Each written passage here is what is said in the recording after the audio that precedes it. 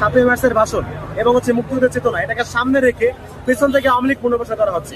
আপনারা দেখেছেন যে ছেলেটাকে ধরা হয়েছে সে কিন্তু একজন চিহ্নিত আওয়ামী লীগের সন্ত্রাসী, জুলাইতে হামলা করেছিল এবং সে মেডিকেলের মধ্যে চাঁদাবাজি সিন্ডিকেট নিয়ন্ত্রণ করে এবং সে কিন্তু বিশ্ববিদ্যালয়ের ড্রপ আউট স্টুডেন্ট। কিন্তু তাকে সকাল থেকে মিডিয়া এমনভাবে প্রচার করছে ঢাবি শিক্ষার্থীকে 7ই মার্চের ভাষণ বাঁচানোর অপরাধে গ্রেপ্তার করা হয়েছে। বিষয়টা মোটেও এরকম না।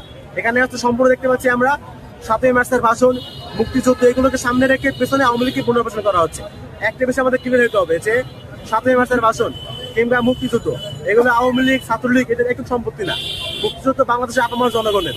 সুতরাং মুক্তিযুদ্ধকে সামনে রেখে আওয়ামী লীগের সন্ত্রাসবাদের সামনে সরলীকরণ করে আওয়ামী লীগকে ছাত্রলীগকে পুনর্বাসন করার কোনো সুযোগ আমরা দিব না।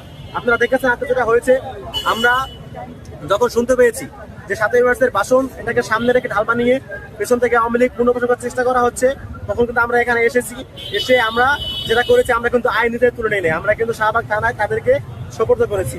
সেই রিক্সা সহ আমরা শাহবাগ থানায় নিয়ে এসেছি। যেহেতু এখানে পুলিশ রয়েছে, প্রশাসন রয়েছে, তারা তাদের আইন অনুযায়ী ব্যবস্থা নেবে এবং আমরা এখানে দায়িত্বরত প্রশাসনকে দাবিও জানিয়েছি যে যারা এই ধরনের ঘটনা ঘটিয়েছে আপনারা একটু বুঝলেই এদের মধ্যে অনেক জুলাই গণহত্যার মামলা আসামে পেয়ে যেতে পারেন এবং এরা জুলাইয়ের পর থেকে নতুন করে সব লিগাররা বিভিন্ন উসিলায় মুক্তিযুদ্ধ, 7ই মার্চের ভাষণ ইত্যাদি চেতনাকে সামনে রেখে তারা ভেতরে ভেতরে সংগঠিত হচ্ছে এবং সেই সংগঠিত হওয়ার একটা প্রক্রিয়া হিসেবেই তারা এখানে জড়ো হয়েছে। আজকে যারা এসেছে ওই ইমি এবং আরো যারা এসেছে প্রত্যেকে সব লিগার এবং প্রত্যেকে আওয়ামী লীগের পক্ষে বয়ান উৎপাদন করে। সুতরাং আমাদের 7ই মার্চের ভাষণ নিয়ে কোনো বিদ্বেষ নাই, মুক্তিযুদ্ধ নিয়ে কোনো বিদ্বেষ নাই। এটাকে ভুলভাবে প্রচার না করার অনুরোধ। একটা কথা আমরা একদম স্পষ্ট, এখানে কেউ 7ই মার্চের ভাষণ নিয়ে কথা বলতে আসে নাই, কথা বলতে আসছে 7ই মার্চের ভাষণকে সামনে রেখে ঢাল বানিয়ে যারা পেছন থেকে আওয়ামী লীগ পুনর্বাসন করছে তাদের বিরুদ্ধে কথা বলার জন্য।